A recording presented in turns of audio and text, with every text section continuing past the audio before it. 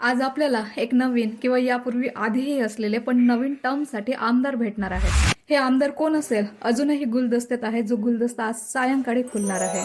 तर कोण असेल विधानसभा मतदारसंघ 76 चे विद्यमान आमदार? कुणी 100% गॅरंटीने सांगू शकता का?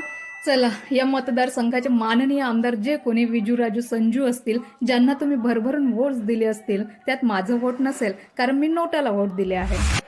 अर्थातच विजयानंतर सेलिब्रेशन होईल. या सेलिब्रेशनमध्ये तुम्ही सुद्धा सामील असणार. तर महाराष्ट्रात एक नियम आहे, तो नियम पण बघून घ्या. महाराष्ट्रात, तसं तर संपूर्ण देशातच हा नियम आहे, पण सध्या मी फक्त महाराष्ट्राबद्दल बोलते आहे. तर वैयक्तिक सेलिब्रेशनला रात्री 10च्या नंतर डीजे किंवा कुठलेही साऊंड वाजवता येत नाही. आता आमदार हे जिम्मेदार घटक असतात, नियम तर त्यांना पाळावाच लागेल.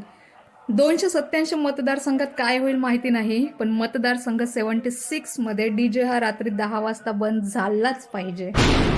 फुलझड्या, झाडे, चक्र्या, बॉम्ब व अन्य कोणतेही फटाके उडवणाऱ्यांनो, आज जे फटाके उडवून राहिलेत ना, त्याचा परिणाम थेट मार्च, एप्रिल, मे, जूनच्या तापमानावर व गरमीवर होणार आहे. हे तुम्हाला माहिती आहे का? तर आमदारांमध्ये एवढी दूरदृष्टी तर पाहिजेच की उद्या चालून जनतेवर होणाऱ्या दुष्परिणामांचा विचार आजच करून त्यावर आजच रोख लावली पाहिजे. तर 76चा आमदार हा द एन्व्हायरमेंटल प्रोटेक्शन ऍक्ट 1986 चे पालन करणारा व जनतेच्या हिताचा विचार करणारा असलाच पाहिजे. जर 76चा आमदार आपण एक जिम्मेदार व जबाबदार नेतृत्व बनू या उद्देशाने इलेक्शनमध्ये उभे राहिले असतील, तर त्यांच्या सेलिब्रेशनमध्ये एकही कोणताही फटाका उडणार नाही. तर मतदारसंघ 76च्या मतदारांनो, भावी आमदार कोणीही असो, जर त्यांनी डीजे रात्री शार्प 10 वाजता बंद केला नाही, तर तसेच त्यांच्या सेलिब्रेशनमध्ये त्यांच्या उपस्थितीत फटाके उडवले गेले, तर या दोन्ही प्रकरणांचा व्हिडिओ व्हायरल करा अथवा मला पर्सनली माहिती द्या.